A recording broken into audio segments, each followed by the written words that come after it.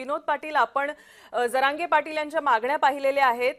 तुम्हाला खरंच वाटतंय का की ज्या मागण्या घेऊन इतक्या मोठ्या संख्येनं या ठिकाणी आता मोठ्या प्रमाणावर मराठा समाज हा दाखल झालेला आहे, या मागण्या मान्य करण्यासाठी साधारण किती अवधी लागेल असं आपल्याला वाटतं? कारण आपण याचिकाकर्ते आहात आणि बराचसा आपला अभ्यास आहे कायदेशीर यावर. आता मी तुमच्या ग्राफिक्सच्या माध्यमातून बघत होतो की तुम्ही पर्याय सांगितले, तुम्ही त्या पर्यायामध्ये एक ईडब्ल्यूएसचा पर्याय देखील दाखवला.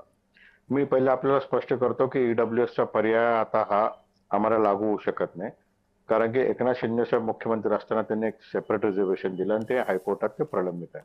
त्यामुळे मराठा समाजाचा तरुण हा ईडब्ल्यूएस पर्यायाचा वापर आज करू शकत नाही. कोणत्याही समाजाला एका राज्यामध्ये एक प्रकारचं आरक्षण घेता येतं किंवा खुल्या प्रवर्गात जाता येतं, ही पहिली स्पष्टता.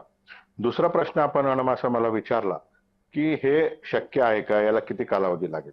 मला थोडंसं मागं आपल्याला न्यावं वाटतं सर्व महाराष्ट्राला. नवी मुंबई येथे तत्कालीन मुख्यमंत्री एकनाथ शिंदे साहेब यांनी घोषणा केली, यांनी सांगितलं की मी दिलेला शब्द पाळला आणि मराठा समाजाला सगळे सोयऱ्याचं मी आरक्षण देतो, आणि त्या प्रकारचा कागद त्यांनी दिला. माझ्या सगळ्या महाराष्ट्राच्या जनतेने त्या ठिकाणी गुलाल खेळलं आणि आमचा असा समज होता की आता आमचं काम झालं. पण वन पॉइंट मॉर्निंग परत असं लक्षात आलं आणि जरांगे पाटलांकडून सांगण्यात आलं की आमची फसवणूक झाली आणि फसवणूक झाली आहे आणि या ठिकाणी आपल्याला आरक्षण मिळालेलं नाही.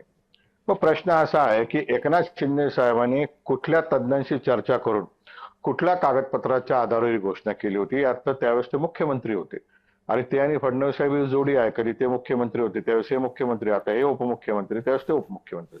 तर माझ्यासारख्याला एक प्रश्न पडला असा की ज्यावेळेस राज्य सरकार म्हणून आपण घोषणा केली, कागद हातात दिला, त्यावेळेस कुठल्या विधी तज्ञांशी आपण चर्चा केली होती? त्यावेळेस सरकारसमोर काय फॉर्म्युला होता हा जनतेसमोर ठेवला गेला पाहिजे. कारण आपण बघितलं की ऐन पावसाळ्यामध्ये भोळे भाबळे समाज बांधव मुंबईच्या दिशेने आलेले आहेत. मुंबईमध्ये दिवस काढायचा म्हणजे फार कठीण असतो आणि सर्वसामान्य जनता आहे. या पलीकडे याच्यावर स्पष्टता एकनाथ शिंदे साहेब देऊ शकता. मी शिंदे साहेबांचं नाव वारंवार याच्यासाठी घेतोय कारण साहेबांनी घोषणा केलेली आहे आणि त्याच्यामध्ये अभ्यास पूर्ण झालेल्या सरकारचा आता ते पुढे कॅरी फॉरवर्ड करायचं.